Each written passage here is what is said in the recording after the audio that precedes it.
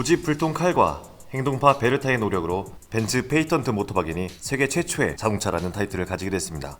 이 자동차는 베르타의 로드트립 이후 성공적인 사례로 기록됨과 동시에 인기가 폭발하게 됩니다. 연기나는 괴물이 인기 있는 괴물이 돼버린 거죠. 독일에서는 몰라도 해외에서는 이 유명해진 괴물의 인기를 더욱 드높인 사람이 있습니다.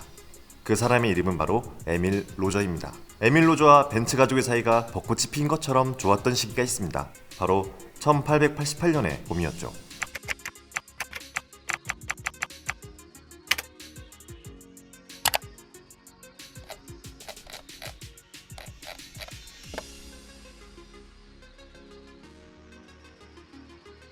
그 당시 독일에는 벚꽃이 없었네요. 어쨌든 1888년 봄, 만개한 벚꽃처럼 사이가 좋았던 부분은 틀림없이 사실입니다. 다시 에밀 로저 이야기로 돌아와 봅시다. 엔지니어이자 디자이너였던 이 프랑스 사람은 칼이 만든 가스 엔진을 프랑스에서 판매해본 경험이 있던 사람이기도 했습니다. 하지만 1888년 그 봄에 아니 벚꽃이 없었다니까. 참고로 벚꽃은 원산지가 우리나라입니다. 1888년 봄, 에밀 로저는 칼한테서 페이턴트 모터바겐의 작동 방식에 대한 설명을 듣고 바로 구매했습니다. 배송까지 직접 처리하고 파리에서 판매하겠다고 결심까지 했죠. 1893년까지 프랑스 시장에서 판매하려고 만든 자동차 69대 중에 60%가 팔렸다고 합니다. 더 신기한 것은 독일에서는 오히려 구입할 사람을 찾기가 어려웠다고 하는데요. 그래서 19세기가 끝날 때까지 생산한 2300여 대의 자동차 중 3분의 1을 프랑스에서 판매했다고 하죠. 칼이 마케팅 실력은 둘째치고 홍보할 방법도 잘 몰랐다는 것은 익히 알려진 사실입니다. 열정적인 부인의 로드트립이 아니었다면 페이턴트 모터바겐이 아직도 차고지에 주차되어 있었을지도 모르는 것처럼 에밀 로저와 프랑스 시장이 아니었다면 생산을 못했을지도 모릅니다. 이 부분은 훗날 칼마저 에밀 로저의 역할에 대해 고백하고 인정할 수밖에 없었다고 하죠. 물론 칼과 에밀 로저의 싸움거리도 있었습니다. 칼은 차의 안전성 때문에 배송 전 모든 제작 과정이 독일에서 이루어져야 한다고 주장해왔는데 이에 에밀 로저는 극구 반대했습니다. 그러니까 완성차 상태로 해외 배송을 하느냐 아니면 부분 조립으로 해외 배송하여 현지에서 완성하냐를 두고 싸운 거죠. 이 싸움의 중요한 배경은 바로 세금이었습니다. 역시 돈 문제였죠.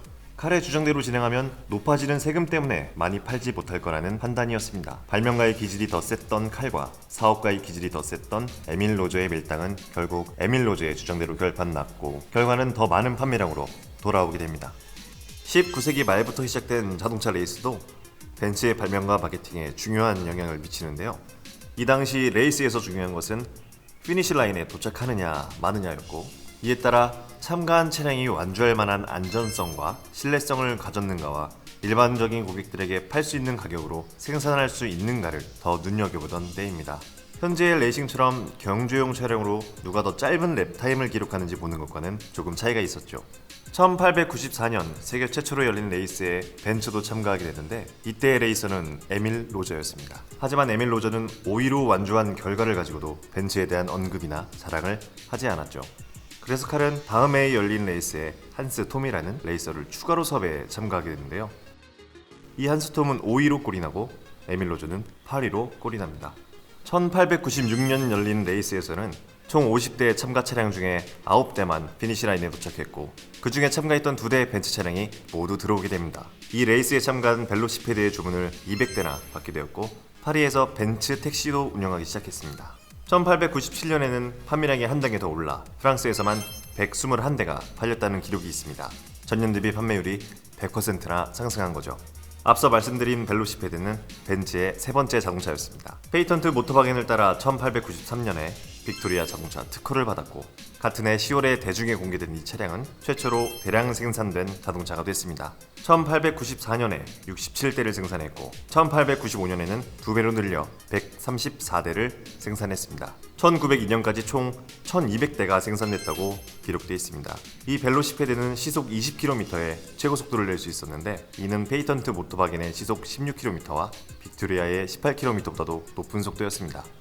안전성과 가성비가 제일 중요했던 이 시기에 벤츠 말고도 이러한 장점들을 가진 거대한 경쟁자가 하나 더 있었습니다. 바로 1895년 레이스를 완주한 9대의 차량 중 1, 2, 3, 4, 6, 7위를 차지한 다임러였습니다. 5위와 8위를 기록한 벤츠의 2대까지 포함하면 완주한 9대의 차량 중에 8대를 벤츠와 다임러가 양분했던 거죠. 레이스에서 어벤져스를 찍은 다임러의 첫 번째 차량 라이딩카는 1885년에 탄생했습니다. 라이딩카의 최고 속도는 시속 12km였고 세계 최초의 오토바이로 인정을 받았습니다. 1년 뒤에는 일반 자동차도 만들었는데 마차 차대에 엔진을 장착해 움직이는 방식의 자동차였습니다. 1889년 푸조의 부탁으로 가벼운 자동차인 스탈하드바겐을 만든 뒤 다음해 드디어 주식회사 DMG로 황골탈퇴하게 되죠.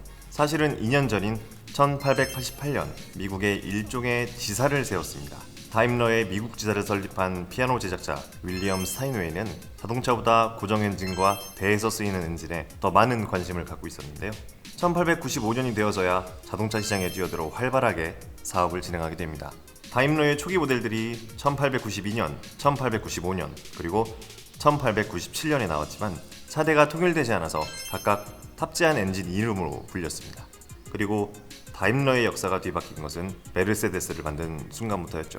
1902년에 만들어진 메르세데스 60 덕분에 1년 만에 직원 수가 3배 가까이 늘어났고 뿐만 아니라 1년 안에 직원 1명당 만들 수 있는 차량 대수도 0.7대에서 10대로 늘었습니다.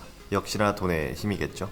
하지만 메르세데스의 이 신화적인 이야기를 시작하려면 먼저 1900년으로 돌아가야 합니다. 레이싱카로 만들어진 메르세데스 35HP는 자동차 세계에서 혁명을 불러왔는데요. 에밀 옐리네크의 요청으로 당시에 존재하던 자동차들보다 차대가 낮고 속도가 빠르면서도 안전한 자동차를 만들게 됐습니다. 지금 봐도 익숙한 모습으로 탄생한 메르세데스 35HP는 그 당시에는 신세계와도 같았죠. 괜히 세계 최초의 모던카라고 평가받는 것이 아닙니다. 세상에 나온 이 자동차는 레이스에서 보란듯이 계속 우승하며 인기를 끌게 됐는데요. 에밀 옐리네크는 바로 메르세데스의 아버지였습니다. 여기서의 아버지는 메르세데스 차량을 만든 사람이라는 뜻이 아니고 예쁜 10살 소녀인 메르세데스의 친아버지로 말씀드린 겁니다. 메르세데스라는 차 이름을 자기 딸 이름에서 딴 것인데 그 차량의 성공이 어찌나 컸던지 에밀 옐리네크까지 개명하게 됐습니다. 그래서 1903년부터는 에밀 옐리네크 메르세데스로 불리게 됐는데요. 자녀의 이름을 따서 개명한 역사상 최초의 아버지가 아닐까 합니다. 이러한 유명세 덕분에 1909년까지 메르세데스 자동차 판매량이 총 600대를 돌파했다고 기록되어 있습니다. 이러한 인기는 35HP의 뒤를 이어 메르세데스 심플렉스가 끌게 되는데 1902년 한 해에만 20, 28, 40HP의 새 모델이 나올 정도로 대중의 열렬한 관심을 받게 됩니다. 참고로 심플렉스라는 이름은 운전하기가 쉽다는 뜻이라고 합니다. 물론 그 당시에 다른 차량들과 비교한다면 말이죠. 경쟁사로부터 약 100km 떨어졌던 칼은 이러한 소식에 전혀 기쁘지 않았습니다. 다임러에게 회심의 일격을 날릴 준비를 하고 있었고 칼은 그동안 갈고 닦은 칼을 뽑아들게 됩니다. 그 반격의 이름은 바로 파르지팔이었습니다. 다임러의 메르세데스 심플렉스에게 보낸 답장이 최고 속도가 시속 60km인 파르지팔이었던 거죠.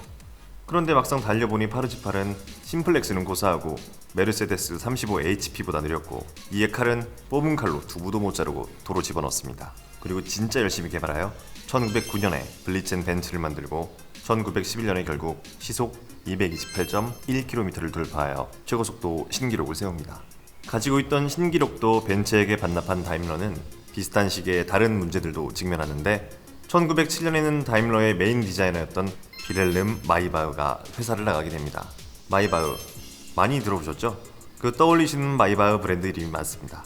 다임러라는 회사가 생기기 전부터 고틀리프 다임러와 함께 일해온 마이바흐는 퇴사 후 자기 이름을 딴 마이바흐 회사를 설립하지만 크게 성공하지는 못합니다. 1, 2차 세계대전 당시 전차와 비행기 엔진을 만들어 팔았으나 자동차 생산 쪽에서는 큰 인기를 끌지 못했고 1960년대에 결국 메르세데스 벤츠에 인수당하게 됩니다. 2002년에 와서야 마이바흐라는 브랜드를 되살리지만 2010년까지 3,000대밖에 팔지 못해 2013년에 다시 문을 닫게 되죠. 1차 세계대전이 끝나고 나서 벤츠와 다임러는 어려운 시기를 맞이하는데요. 전쟁 후 소비자들의 수요가 적어짐과 동시에 국가가 정부 예산을 채우기 위해 고급 제품에 높은 세금을 부과하게 됩니다. 그래서 줄어든 자동차 시장에서 살아남기 위한 방법을 생각하는 벤츠는 1919년 다임러에게 합병을 제안했는데 거절당합니다. 벤츠가 먼저 손을 내밀었지만 이 위기 속에서도 다임러는 자기 혼자 잘 버틸 수 있다고 생각한 거죠. 실제로도 1920년에는 직전에보다 수익이 3배로 껑충 뛰게 되고 수도 베를린으로 이전까지 하니 벤츠가 내민 손을 안 잡을 이유가 되긴 됩니다. 하지만 1923년에는 얘기가 달라지는데요. 다임러의 자동차 제작 대수가 벤츠보다 줄게 되고 엎친 데 덮친 격으로 독일의 인플레이션도 더욱 심화됩니다. 결국 두 회사는 이대로는 버틸 수 없는 현실을 직시하고 살아남기 위한 행보를 나란히 걷습니다. 1924년에 만나 우리 서로 도와주자는 약속을 나눈 뒤 2년 후인 1929년 결국 합병하게 됩니다. 다임러사의 상징과도 같은 이름 메르세데스와 벤츠라는 이름을 합쳐 드디어 그 유명한 메르세데스 벤츠가 탄생합니다. 동시에 더 유명한 로고도 마찬가지로 합병하게 되는데요. 1909년부터 다임러의 로고였던 삼각뼈를 가운데에 넣고 벤츠의 로고였던 월계수 문양을 테두리로 씁니다. 그 삼각별의 의미는 하늘, 땅, 바다에서 최고가 되겠다는 뜻입니다. 이렇게 사랑과 전쟁 속에서 성장한, 그리고 지구 어디서든지 고급 자동차라고 하면 바로 생각나는 브랜드 메르세데스 벤츠의 탄생 스토리를 알려드렸습니다. 역사상 최초의 자동차 탄생에 담겨있던 이야기들과 한 가족의 로드트립이 온 세상에 어떤 영향을 미쳤는지 궁금하시다면 왼쪽 영상을 클릭해주세요. 또 합병 이후로 메르세데스 벤츠가 어떤 자동차를 만들고 어떻게 커왔는지 더 알고 싶으시면 오른쪽 영상을 눌러보세요. 감사합니다.